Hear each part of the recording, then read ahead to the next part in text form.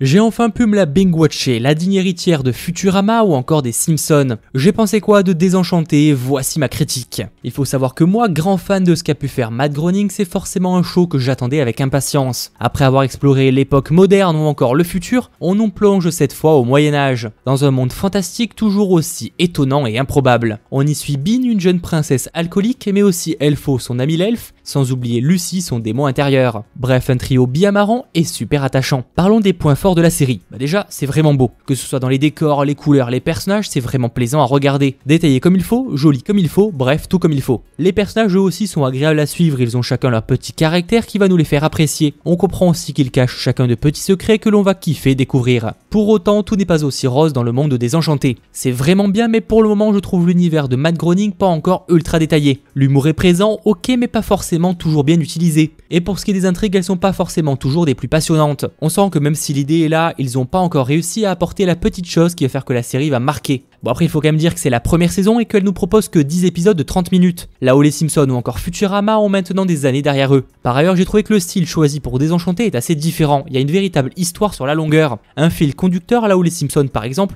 pour les comparer, se regardent dans le désordre sans trop de problèmes. Là c'est véritablement une histoire qui se suit sur plusieurs épisodes. J'ai presque l'impression que ce show est plus mature dans le sens où vraiment les créateurs veulent nous faire suivre une histoire avec son début et une fin. On se contente pas d'assister à la vie d'une famille avec ses péripéties. Alors attention, je dis pas que c'est une mauvaise chose, c'est un choix, mais c'est ce qui m'a donné un petit peu ce sentiment étrange de il manque quelque chose. Il y a à la fois de l'humour, un côté trash déjanté, voire même absurde, mais aussi la volonté de faire une véritable histoire sérieuse derrière tout ça. Et du coup, on sait jamais trop sur quel pied danser. Bon, malgré tout, j'ai quand même kiffé Désenchanté, rassurez-vous, c'est juste que j'ai trouvé ça assez différent et que je m'attendais pas forcément à ça. Mais l'univers et les personnages donnent envie qu'on les suive. Et surtout vivement une saison 2 parce que là, vu comme ça se termine, j'ai envie de la voir. J'aurais peut-être apprécié un peu plus d'épisodes, comme je vous disais, que l'on puisse au moins approfondir ces différentes intrigues mises en place. Bref les geeks, qu'avez-vous pensé de ce show? Dites-moi ça dans les commentaires. C'était Mathéo, ciao tout le monde.